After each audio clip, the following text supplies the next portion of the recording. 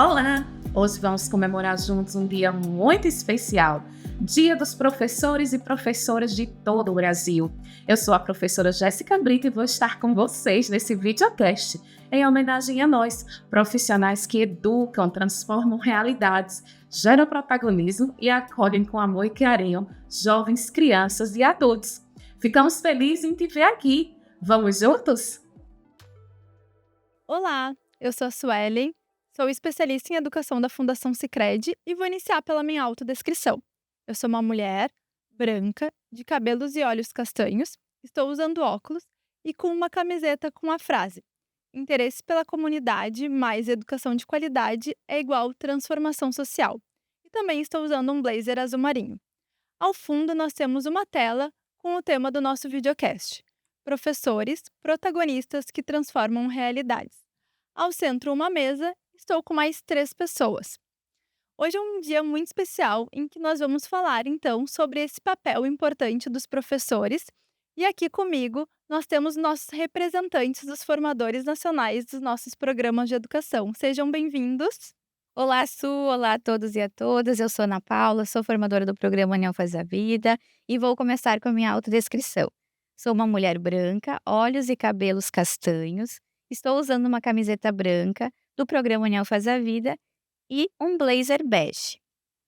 Olá, Suelen. Olá a todos vocês que estão conectados conosco. Eu me chamo Germano e sou formador do programa Jornada da Educação Financeira nas Escolas. E vou fazer a minha autodescrição.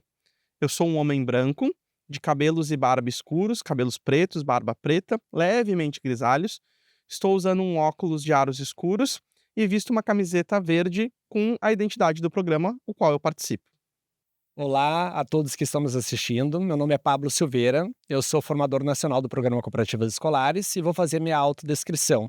Eu sou um homem branco, de cabelos pretos, levemente grisalho, tenho barba, uso óculos, estou vestindo uma camiseta branca do Programa Cooperativas Escolares e é um prazer estar participando desse momento aqui com vocês.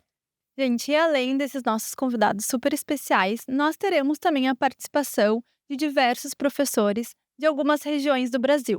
E a gente vai começar pela professora Karina, que é lá de Mato Grosso, e ela vai trazer a importância do papel do professor para o acolhimento das crianças e dos adolescentes. Vamos assistir?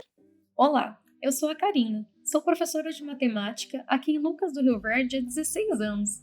E nesse Dia dos Professores, muitos se questionam ainda: será que compensa ser professor? Sim, ser professor é ser capaz de transformar vidas e não há nada mais motivador por ser humano saber que você tem esse potencial. E é isso que nós fazemos com os nossos alunos. A relação entre professor e aluno é fundamental para que a educação, para que a aprendizagem de fato aconteça. Você, professor, foi muito além do que ensinar uma matéria em sala de aula. Quantas vezes foi você que desconfiou que o seu aluno pudesse ter algum problema de saúde? Então, ser professor é cuidar efetivamente dos alunos, não apenas ensinar matemática e português. Então, pessoal, uma dica como professora que até hoje deu muito certo foi o seguinte: para que o seu aluno aprenda o conteúdo, primeiro ele tem que se sentir amado, respeitado e importante. Então, primeiro, o aluno goste de você, professor, porque ele é um ser humano que merece atenção. E a partir daí, tudo flui com muito mais tranquilidade e tudo faz valer a pena. A professora Karina, ela traz um ponto bem importante, né, que é essa questão da relação de acolhimento entre professor e aluno e da importância desse aluno se sentir acolhido antes mesmo dele aprender, né, e para que ele aprenda, ele possa ter esse sentimento, assim, essa relação positiva com o professor. Como que tu percebe isso, Germano, e a importância desse acolhimento por parte do professor em relação aos seus alunos? Esse ponto que a professora Karina trouxe, ele é singular porque nos ajuda a refletir sobre um tópico que é o da educação integral, que muitas vezes até é um ponto de confusão entre nós professores, entre a população no geral, né? Não significa exatamente que um aluno recebe uma educação integral porque passa integralmente o tempo na escola ou porque a quantidade de horas, né, integra o seu dia, mas porque as suas dimensões cognitivas, afetivas, emocionais e físicas são acolhidas no ambiente da escola. E isso eu acho que a Karina traz de uma forma muito pontual, porque O aluno, para se sentir bem, para conseguir estar disposto a aprender e convidado, engajado para esse aprendizado, ele precisa ter uma série de demandas supridas, entre elas, por exemplo, a dimensão da segurança psicológica, né? Como é que é esse ambiente no qual eu estou inserido, né? Eu me sinto seguro, as pessoas que me cercam são pessoas que eu considero pessoas de confiança, que eu consigo depositar, né, as minhas vontades, os meus caprichos, os meus desejos, né? A relação que eu estabeleço com os meus colegas, né? Como é que ela se desenvolve nesse ambiente e qual é o papel do adulto na mediação desses processos? Porque para uma criança se desenvolver de forma saudável e aí alcançar aquilo que a gente pensa que às vezes é o papel da escola, que é a aquisição dos conteúdos cognitivos. Claro que isso é muito importante. A gente sabe que a escola tem um papel singular no impulsionamento e na promoção das aprendizagens cognitivas, teóricas dos alunos, mas para que isso se dê, é preciso que toda uma gama de demandas seja acolhida. E a Karina trouxe isso de forma magistral, porque o aluno se sente bem e tem essa capacidade de aprender quando esse ambiente o favorece, né? Isso não começa daqui a pouco lá pelo 7º ano, pelo 3º ano. Desde o ingresso do aluno nos espaços escolares, esse ambiente precisa se configurar de forma a acolhê-lo, a olhar na sua subjetividade, nas suas circunstâncias, e desse modo constituir um espaço que possa ser integrado com ele, com a sua vida, com a sua comunidade. E, como eu disse, não é uma coisa que começa lá pelo 7º ano, mas já deve ser observada desde a educação infantil. Como que tu vê isso, Ana? Assim, esse processo de acolhimento do professor quando a criança ingressa na educação infantil, por exemplo? Sim, Germana, acho super importante olharmos para isso, né? A educação infantil é esse lugar inicial, né? Se nós formos olhar para o contexto, né, para o ambiente da escola, enquanto esse espaço de transição das nossas singularidades dos nossos estudantes. A escola de educação infantil, a educação infantil enquanto uma cultura que legitima crianças, infâncias e as suas próprias experiências, é o espaço onde as nossas crianças são acolhidas inicialmente. Esse acolher dialoga com uma força muito significativa com a perspectiva da integralidade. Então, o professor, nesse lugar da educação infantil, que dialoga, transita, vivencia e acompanha bebês, crianças bem pequenas e crianças pequenas, é de fundamental importância para o nosso diálogo aqui. Então, desde a educação infantil, nós viemos falando de um professor que é mediador, de um professor que acolhe, de um professor que acompanha, mas de um professor que também possibilita as experiências das crianças. Hoje nós temos 2 eixos fundamentais dentro das nossas bases legais em educação infantil: o cuidar e o educar, e temos também as brincadeiras e interações. E por que brincadeiras e interações? Porque quando acreditamos que as crianças brincam e interagem, elas produzem cultura. Produzir cultura é falarmos de uma educação integral, de uma educação que legitima as experiências das crianças nas suas realidades. E o Manuel de Barros talvez olharia para a educação infantil nessa perspectiva que temos hoje, nos diria que aqui nós temos um solo fértil, que é onde as nossas sementes são lançadas, as nossas crianças como sementinhas que terão seu processo de germinação, uma germinação que dialoga com a integralidade, né? Então, esse olhar integral, né, Germano, fala desses repertórios tantos e das singularidades das nossas crianças, dos nossos estudantes, dos nossos adolescentes, mas que tem essa marca inicial no campo da educação infantil. E esse professor, um grande semeador, um grande mediador e acompanhante das suas crianças. Ana, eu acho muito interessante um ponto assim que tu traz de como o professor ele é responsável por potencializar essas experiências desde a educação infantil, mas em todas as faixas etárias, né? E esse papel ele sai dos muros da escola por muitas vezes, e a gente trabalha isso muito nos nossos programas, né? De olhar para a comunidade como esse espaço de potências e de experiências. E a gente tem um depoimento que traz isso muito forte, que é da professora Marisa, que é do Paraná. Então vamos ouvir um pouquinho o que a professora Marisa nos traz. Então, vou citar 2 momentos significativos na aprendizagem. Quando convidamos a comunidade a participar das ações e dos projetos escolares. E também quando os alunos têm a oportunidade de sair da escola e ir a lugares da comunidade, como praça, horta comunitária, lugares históricos, despertando a curiosidade e trocando experiências, tornando a aprendizagem muito mais ativa. A prof. Marisa, ela trouxe um ponto muito importante desse papel do professor e que esse papel extrapola muito a sala de aula, né, para a gente potencializar esse professor protagonista. E eu queria saber de ti, Pablo, quais estratégias, né, e como que a gente enxerga, então, esse papel do professor para além da sala de aula, para além do contexto da sala de aula, proporcionando, então, essas experiências com a comunidade, né? Como tu enxerga isso? É bem legal isso, né? Eu acho que se a gente pensar as mudanças da educação, né, nessas últimas décadas, uma das que mais a gente tem levantado a bandeira e pensado possibilidades é realmente essa da escola abrir, né, os seus muros. A gente sempre usa essa metáfora dos muros, né? E a escola olhar para esse entorno, para essa comunidade. Eu vejo que tem um grande avanço já nisso, né? Se a gente pegar a escola dos anos 60, dos anos 50, dos anos 70, ela de longe é a escola que nós temos hoje em dia, né? Era uma escola muito mais artificializada, era uma escola muito mais pautada pelos livros didáticos, e hoje é muito difícil uma escola que não seja aberta para a sua comunidade. Né, essa questão do pertencimento, assim, né, da escola pertencer àquele espaço e aquele espaço pertencer à escola, essa união dessas duas instituições, né, comunidade, escola, é o que proporciona um aprendizado significativo para as crianças, né?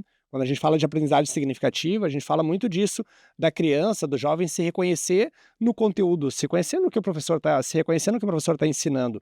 E isso passa por ele perceber esse conteúdo no seu dia a dia, na sua comunidade, no lugar onde ele mora.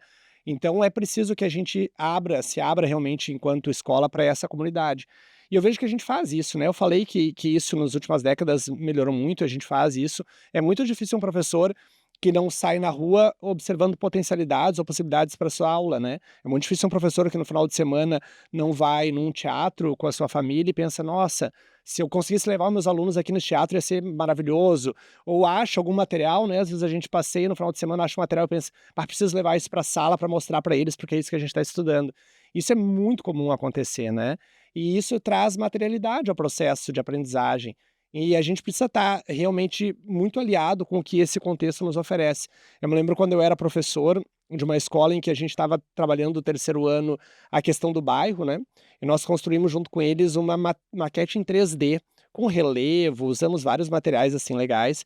E foi muito legal os alunos se reconhecerem dentro dessa maquete, assim. Aqui é minha casa, aqui é a casa do meu avô, aqui eu brinco no final de semana. Ah, aqui nesse lugar tem uma cascata, uma escola com uma questão mais rural, né? E eles vendo esses pontos de interesse, eles trazendo eles para o diálogo dentro da sala, assim, né? Se conectando com essa possibilidade de estudar o bairro. Pensa, é o bairro, né? Que é coisa mais concreta do que isso, mas durante anos a gente ficou artificializando esse tipo de conhecimento. E eu vejo o professor hoje em dia muito aberto a isso, assim, né? A gente, professor, vai para a sala de aula já pensando nessas possibilidades, já vendo o currículo muito na vida real e não mais tanto na artificialidade. E isso era uma coisa muito própria da educação infantil, né, Ana? A educação infantil talvez foi a primeira faixa etária, assim, que se deu conta de que a vida se dava no cotidiano. E ainda é uma busca do professor do ensino fundamental se abrir para isso, do ensino médio se abrir para isso. Mas a educação infantil há bastante tempo é assim, né, Ana? Sim, e tem essa perspectiva da educação infantil também de legitimar as experiências das crianças, né? Então, na educação infantil nós falamos de tempos, de espaços, de experiências, de direitos, né? Também se formos olhar qual é o lugar da criança na vida pública ou nos espaços públicos, né? Como que a comunidade acolhe essa criança e como que essa criança habita a comunidade. Então, a educação infantil já nos traz essas provocações, que com certeza elas também interpelam os demais segmentos, os demais tempos de vida dos nossos estudantes, mas trazendo essa perspectiva de que os territórios da comunidade ou os atores sociais, culturais que podem contribuir com as aprendizagens, seja das crianças, mas também dos estudantes, adolescentes e os jovens, elas dizem de saberes que são da experiência, dessa própria experiência, dessa vida que habita para além dos muros da escola. Ou por que não também pensarmos essa vida que perpassa a escola para além dos seus muros, né? Então a escola, ela habita um lugar, as crianças habitam um lugar, um território. A comunidade traz essa possibilidade de contribuição das aprendizagens ou das experiências também lá no campo da educação infantil, de ofertar outros repertórios para além dos científicos, né, na vida dos nossos estudantes. Quando nós mapeamos nessa perspectiva, nós podemos também nos encontrar com aquilo que a gente vem conversando desde o início dessa nossa conversa, que é a garantia dessa integralidade, da integralidade da escola, da integralidade das crianças, dos adolescentes, da integralidade do professor como um grande protagonista no mapeamento dessas realidades e desses repertórios que fazem parte da comunidade, destes tantos e tantos territórios, ou destes agentes, destes atores que podem vir a contribuir com a aprendizagem que habita o campo da escola. E eu acho que quando falamos da comunidade nessa conversa com a integralidade, a gente também pode fazer uma conexão com o Jorge La Roça quando ele nos diz que a experiência perpassa o corpo, né? Então a comunidade talvez atravesse esse corpo, esses tantos corpos, né? O corpo da escola, o corpo dos estudantes, o corpo dos professores e que relação genuína se estabelece aí, né? Então, olharmos nesse sentido, a gente também vai olhar para a perspectiva das narrações que habitam a escola, os estudantes, os professores e a comunidade, né? Walter Benjamin nos falava sobre a importância de entendermos que existem repertórios que são conhecimentos da experiência e existem repertórios que são conhecimentos científicos. Ambos são importantes. Então, essa conversa sobre integralidade, professor como esse grande cartógrafo dos territórios, com esse olhar sensível, a gente também vai estar se encontrando com a força e a potência da comunidade e dos seus tantos territórios, tempos e espaços, como na educação infantil. E eu fico imaginando, assim, muito do que vocês estão trazendo aqui agora, né? É que para a gente garantir e efetivar essa potência, né, das explorações e das aprendizagens, não tem como não sermos professores pesquisadores, aquele professor crítico, que é questionador e que usa, né, a docência junto com a pesquisa, assim. E para falar sobre isso, a gente tem a Jéssica, que é lá da Paraíba, que vai trazer um depoimento trazendo a importância realmente do professor nesse papel de pesquisa. Vamos ouvir a Jéssica? Sabemos que o professor tem diversas funções e deve buscar por melhorias e avanços para o seu campo de atuação. É muito importante aproximar a pesquisa para comprovar o seu trabalho, alinhando a teoria e a prática. O professor pesquisador ele tem a oportunidade de instigar os seus alunos à criatividade, à leitura, ao senso crítico e reflexivo através da pesquisa. Ana, já vou passar a bola para ti, trazendo esse depoimento da prof, de como tu percebe essa atuação do professor, trazendo para a docência, né, esse papel de pesquisa, assim, quais as relações que tu traz e a importância disso para a atuação desse perfil de professor que a gente está falando aqui. Bem, Su, acredito que o professor pesquisador, ele traz essas marcas da própria experimentação, né? E de se permitir também ser um pesquisador, de se permitir também descobrir, aprender, investigar e experimentar com suas crianças, com seus estudantes, né? Acho que esse é um primeiro aspecto muito importante, né? O professor também se permitir se aventurar a descobrir outras possibilidades, ou aprender com as crianças, talvez, né? Com os seus estudantes. Temos também uma referência muito significativa para pensarmos esse lugar do professor enquanto pesquisador, que é a partir do Francesco Tonucci. Francesco Tonucci nos diz que a escola, a casa, os espaços da vida pública, a cidade são grandes laboratórios de aprendizagem e experiência na vida das crianças, na vida dos estudantes. Então, ele amplia esse repertório. Esse professor pesquisador é esse professor que se dispõe, que se oferta em disponibilidade a pesquisar, a aprender e também a mapear essas experimentações, no sentido de ofertar essas experiências aos seus estudantes.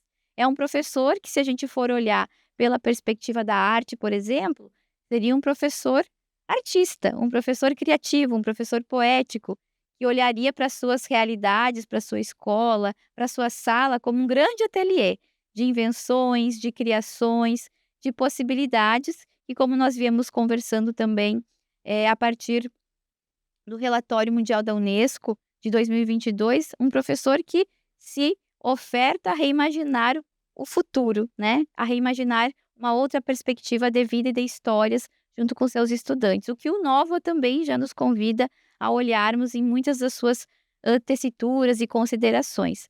Mas esse professor pesquisador é um professor que se permite viver junto, que se permite cooperar, que se permite se descobrir também em outras esferas, sendo, juntamente com seus estudantes, um grande experimentador de possibilidades de repertórios e de histórias que vão sendo narradas, contadas e vividas. E nesse sentido, ele também pode ser um grande acompanhante de jornadas, acredito, né, Germano?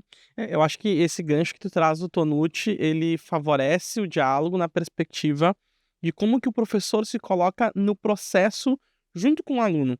O Tonucci tem uma expressão bem antiga, acho que de um artigo dele de 88, que ele fala da escola construtiva, como essa possibilidade de escola em que o professor pode, junto com seus alunos, pensar construções de futuro.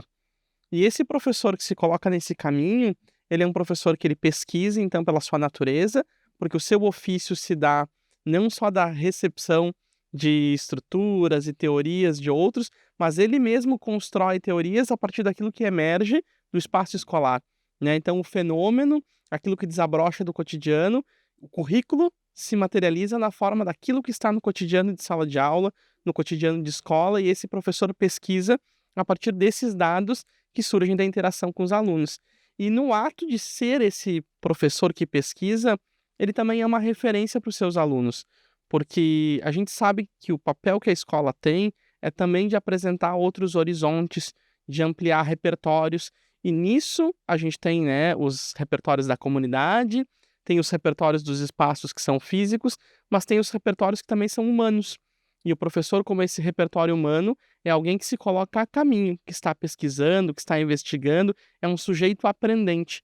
E na medida que as crianças enxergam esse adulto de uma forma feliz, de uma forma realizada, de uma forma não sem desafios, porque a gente sabe que a docência, né, acho que de todos os tempos, mas especialmente a docência contemporânea, tem apresentado diversos desafios para os professores, mas ainda assim, com esses desafios, é um sujeito que é realizado, que é feliz, que faz o seu ofício a partir dessa lógica de transformação e de pesquisa e de aprendizado.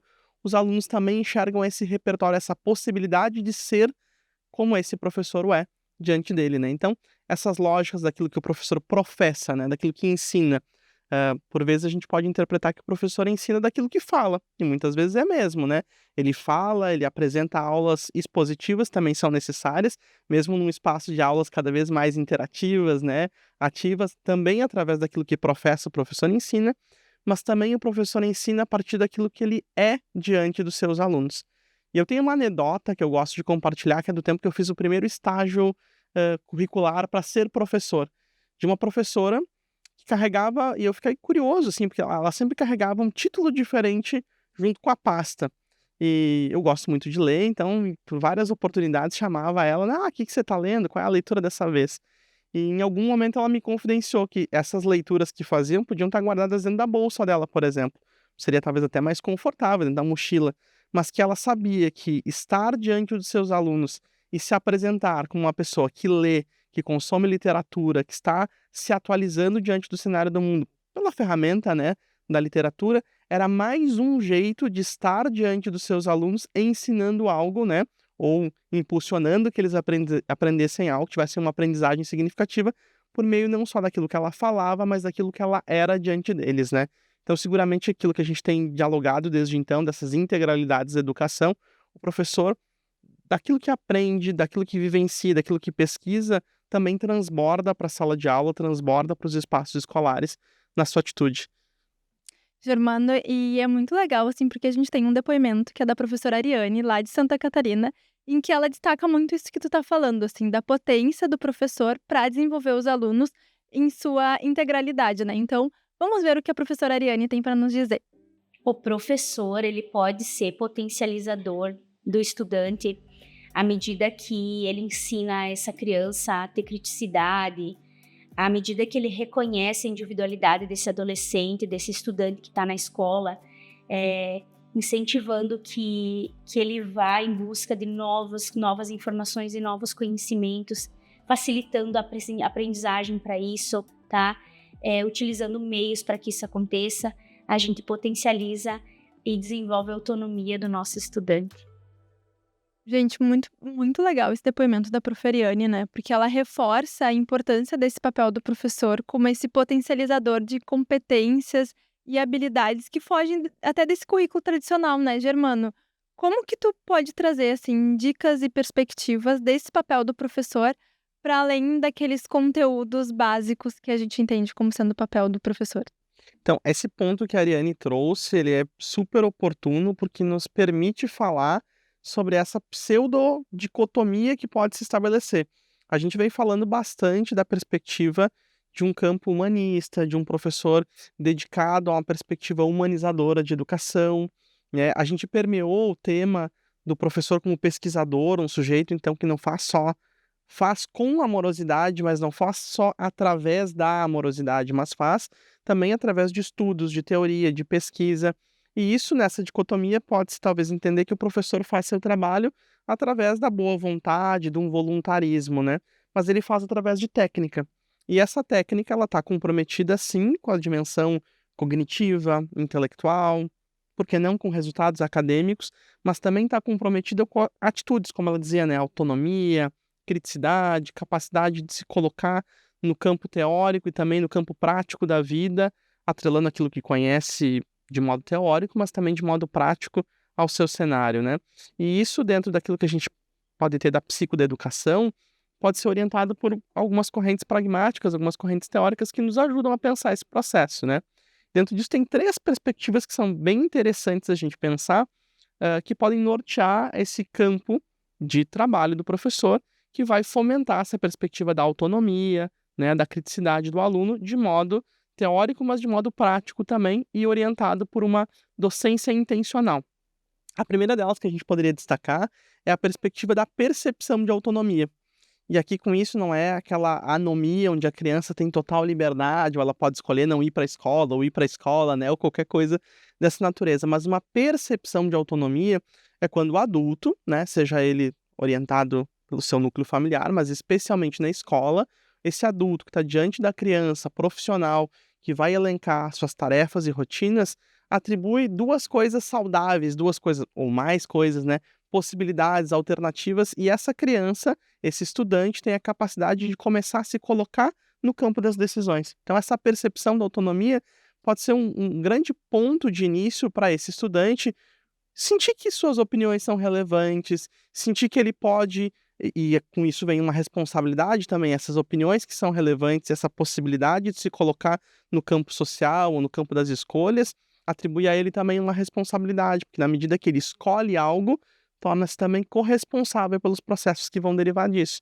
Então, essa percepção de autonomia, que está no campo da teoria, do planejamento, da autonomia docente, mas também do protagonismo desse docente na hora de fazer o seu planejamento, está intimamente associado a essa capacidade, né, sucessiva do estudante perceber que ele pode ter autonomia, que ele pode escolher, que ele pode se colocar diante das perspectivas, mas que ele também tem responsabilidade com isso.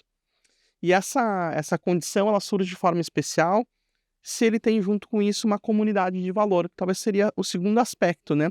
Porque me colocar, ou dar a minha opinião, ou expressar algo, ou fazer uma escolha, pode ser uma situação até bastante instigante por um lado, mas desafiadora por outro, né? Como que a minha comunidade estabelece isso, né? Aqui, por exemplo, nesse espaço em que a gente está dialogando sobre a docência, sobre a tarefa do professor, estamos trocando várias ideias. Eu posso compartilhar com o Pablo uma ideia que daqui a pouco não é exatamente igual à ideia do Pablo, mas qual é o sentimento que a gente tem aqui de acolhida, de troca, de interação? E nesse ambiente a gente é capaz de compartilhar desafios, compartilhar estratégias, se corresponsabilizar junto. E esse professor pode ou não, na forma, né, de um maestro da educação, colaborar com esse processo, né, ajudar no desenvolvimento das interações, das relações, de modo que esse estudante possa perceber que aqueles que o cercam são valiosos, são admiráveis aos seus olhos, e que ele também é um sujeito que pode ser admirado pelos outros e que suas opiniões, suas perspectivas, suas decisões também são válidas. E aí, eu diria que talvez é a grande alquimia que nós, professores, vamos perseguir ao longo de toda a vida. O terceiro aspecto, talvez, que poderia estar nessa tríade, é o do nível de desafio ótimo, né? Como que a gente pode atribuir esse limiar de aprendizagem em que as tarefas, os desafios, as perspectivas da educação são colocadas diante das crianças e dos estudantes de modo que, por um lado, os desafiem, os estiguem, os coloquem fora de uma zona de conforto, né, numa perspectiva de que podem aprender algo que ainda não conquistaram, mas de outro modo ainda está numa perspectiva que suas faculdades alcançam isso, que essa criança tem as capacidades para encarar esse desafio, né? Então eu gosto muito dessa ideia de que a educação, ela é uma ciência enquanto estudo, mas ela é uma arte enquanto trabalho, né? Porque esse professor precisa ter uma série de repertórios para poder escolher as estruturas das suas aulas, né, planejar a sua docência, mas de dentro da porta da sala de aula para frente, ele é um artista, porque ele precisa agora, de posse dessa técnica, conseguir orquestrar essa grande, né, orquestra que é a sala de aula, com muitos músicos, né, na sua pauta e com as diferentes especificidades de cada aluno e cada aluna. Diante disso, Pablo, como que tu enxerga essa conexão do trabalho do professor e essas realidades. Legal, é muito legal te ouvir assim, né, Germano, porque a gente vai começando a lembrar assim, né, professores que a gente já viu, colegas de trabalho, as nossas próprias aulas, assim, né, essa complexidade que é dar aula, né? Às vezes as pessoas não valorizam tanto a profissão ou acham que basta conhecer alguma coisa que eu viro professor, né? Mas não, é uma complexidade, né? Tu pensar essas possibilidades que tu traz, assim, de como a gente faz com que a aula realmente seja efetiva, que as pessoas realmente aprendam. Então, dar aula, né? Ser professor é uma complexidade muito grande e demanda o que a gente já falou aqui, que é a questão da pesquisa, né? Do professor pesquisador. Não é à toa que a gente tem dentro da nossa profissão uma carga horária de formação permanente grande e a gente precisa ter, e a gente precisa valorizar ela, né? A gente precisa criticar quando elas daqui a pouco não se adequam à nossa rotina, mas a gente precisa valorizar esse espaço porque ele é primordial para que a gente consiga trabalhar, né? A gente vem, eu não gosto muito daquela ideia, né, de que se eu venho numa máquina do tempo e chego nos dias de hoje, a escola é a única coisa que eu reconheceria. Talvez a estrutura física da escola, ela é muito parecida do que ela já foi há 100 anos atrás, 120 anos atrás, mas as aulas não têm mais nada a ver do que elas eram há 50 anos atrás, né? A escola evoluiu muito, os professores evoluíram muito, porque realmente a gente não para. A gente não para de estudar, a gente não para de ler, a gente tem uma demanda de jovens que muda a cada ano, então o meu planejamento do ano passado, ele não pode ser replicado nesse ano, mas é um ano só a diferença, é a mesma faixa etária, é a mesma turma, mas as pessoas são diferentes, o tempo é diferente, eu preciso pensar coisas diferentes, né? Então, quando a gente pensa no professor desse século, né, é um professor que não vai conseguir ser substituído por uma inteligência artificial, por mais inteligente que ela seja, sempre vai precisar daquela figura do professor, né? Algumas estratégias, talvez a tecnologia nos ajude, acho que sim, mas o papel do professor ele é fundamental. Quando a gente pensa, né, do professor mediador, principalmente quem não estuda tanto educação, mas às vezes até gente da própria área da educação, pensa que o professor mediador é o professor que tem menos trabalho, porque eu vou dar autonomia para os meus estudantes, eles que vão ir atrás, eu daqui a pouco vou ficar num papel de mais passividade e menos trabalho, é o contrário.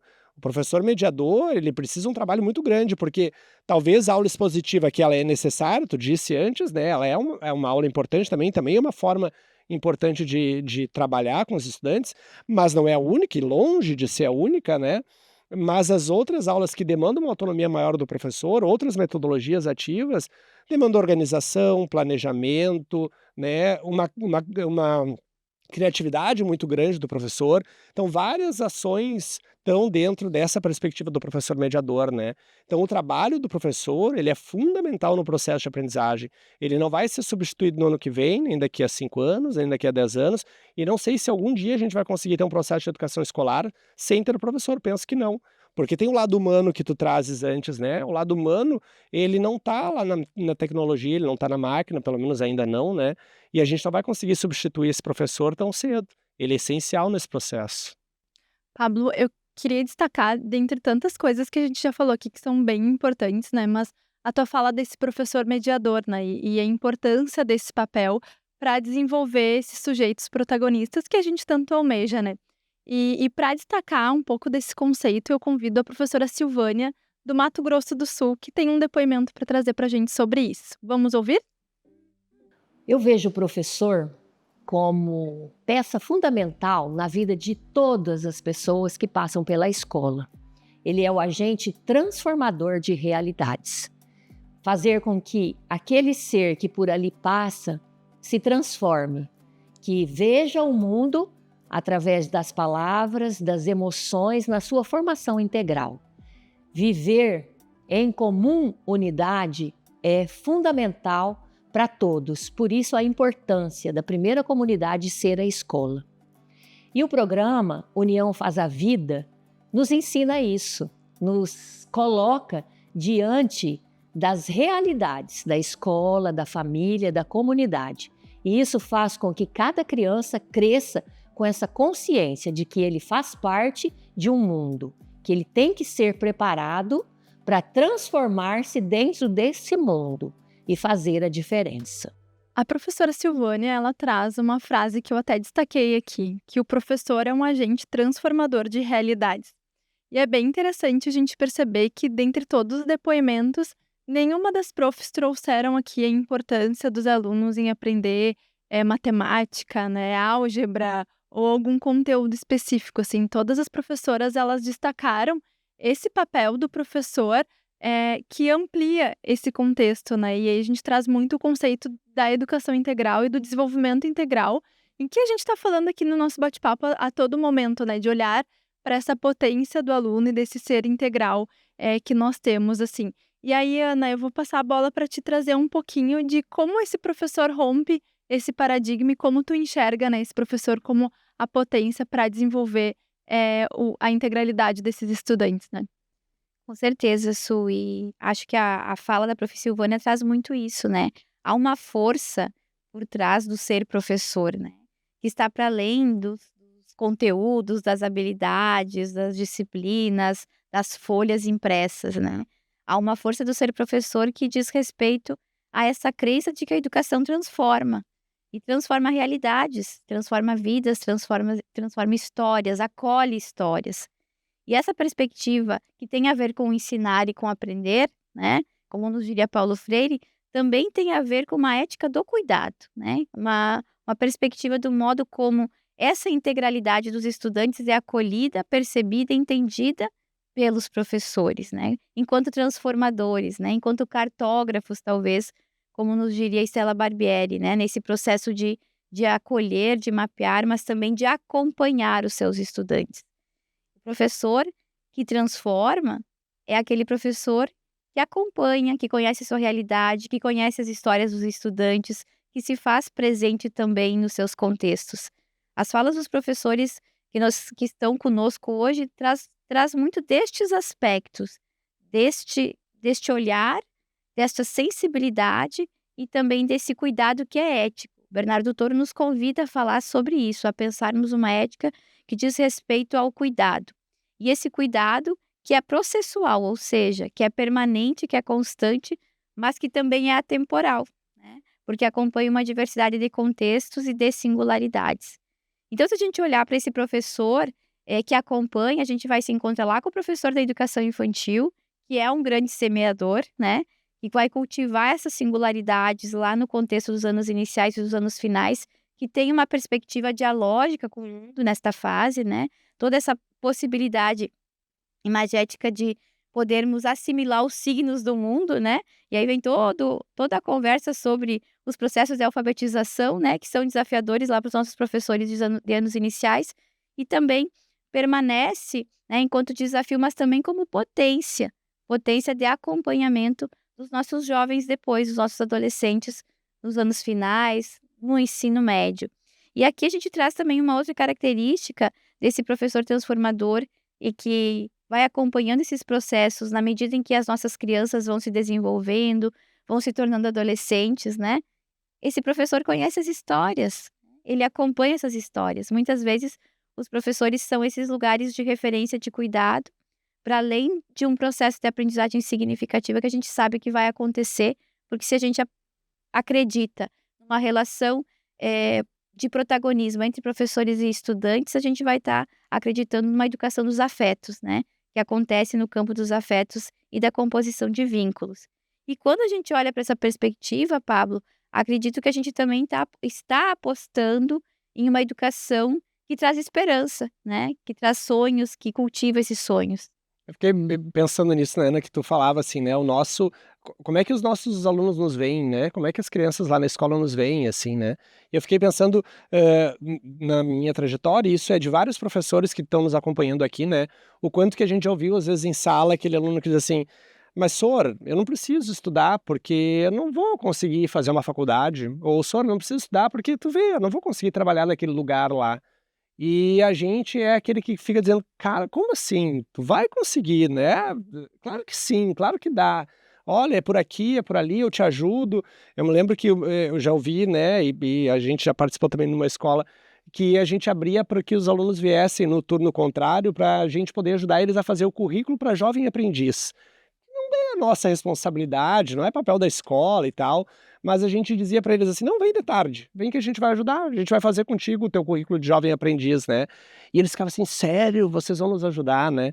Porque isso, a escola ela vai além de ensinar português, matemática, ciências, né? E isso são meios, não é o fim da escola. Já foi, durante muito tempo, a escola era esse fim, porque se não fosse a escola não seria em outro lugar, né? Esses conteúdos estavam dentro do espaço escolar.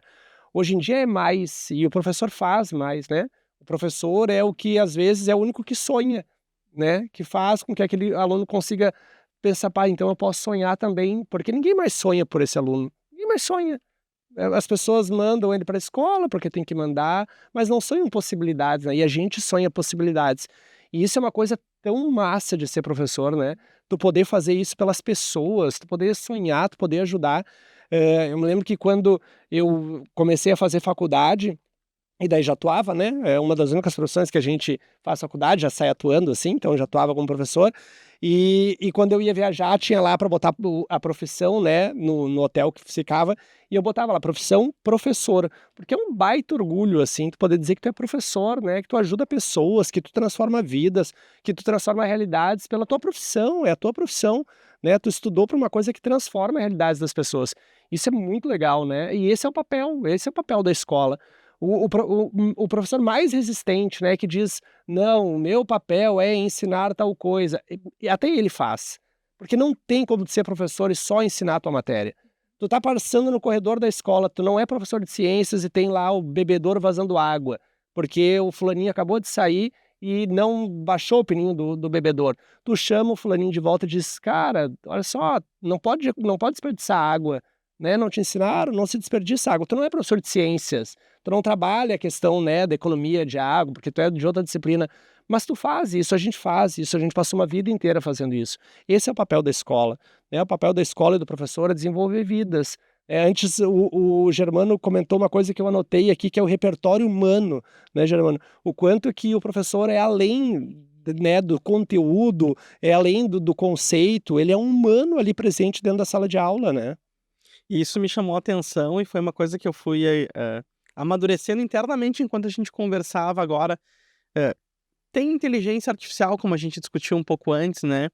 E se um dia o repertório da escola, os motivos da escola foram ensinar conteúdos cognitivos e, de certa forma, ainda são, talvez essa inteligência artificial um dia possa conquistar um status de ter capacidade de, com eficiência, ensinar para as crianças português, matemática, história. Muito bem, isso é importante, né? Hoje já tem até algum software que mapeia qual foi o conteúdo, qual foi, né, a habilidade que a criança não desenvolveu tão bem.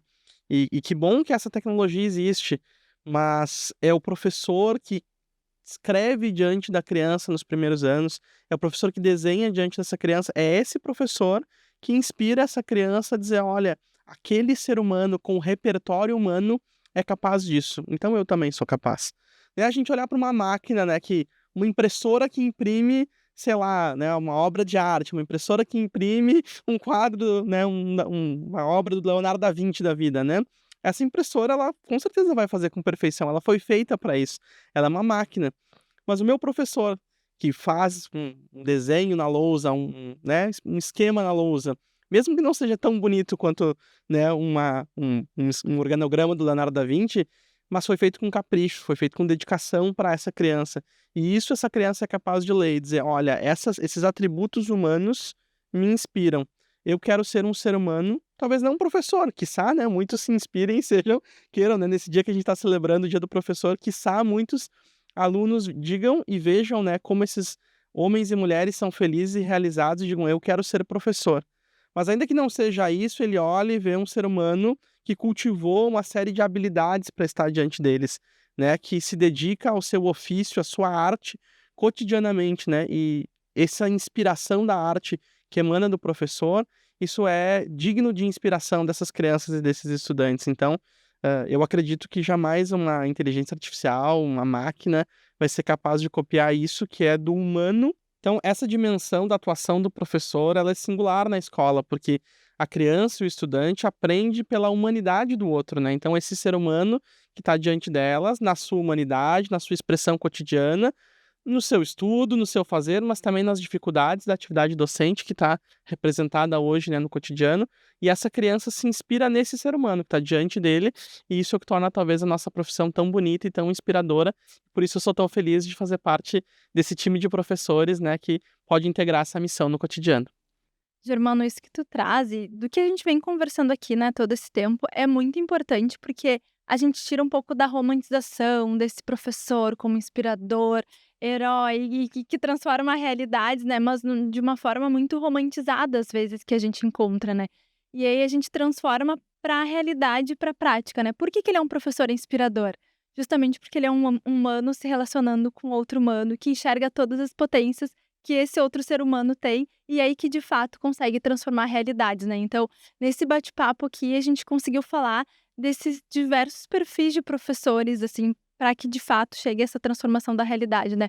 Um professor com uma atuação social, um professor que seja mediador, um professor que olhe para os contextos das suas comunidades e utilize, né, a comunidade como experiência educativa, um professor crítico e pesquisador, professor que se relaciona, né, e por meio, dessa relação de afeto oportuniza aprendizagens. Então, é uma baita responsabilidade, né, enquanto professor, mas é isso que garante essa transformação da realidade, que é o que a gente espera, é o que a gente trabalha e a gente traz aqui como tema do nosso videocast, né. Então muito muito legal fazer essas conexões aqui com vocês. Agradeço pela presença e também quero aproveitar e agradecer às nossas cooperativas Sicredi, às nossas instituições parceiras e principalmente aos mais de 45.000 professores que são parceiros e atuam com os nossos programas de educação, a União Faz a Vida, cooperativas escolares e Jornada da Educação Financeira nas escolas. Sem vocês, nada disso seria possível.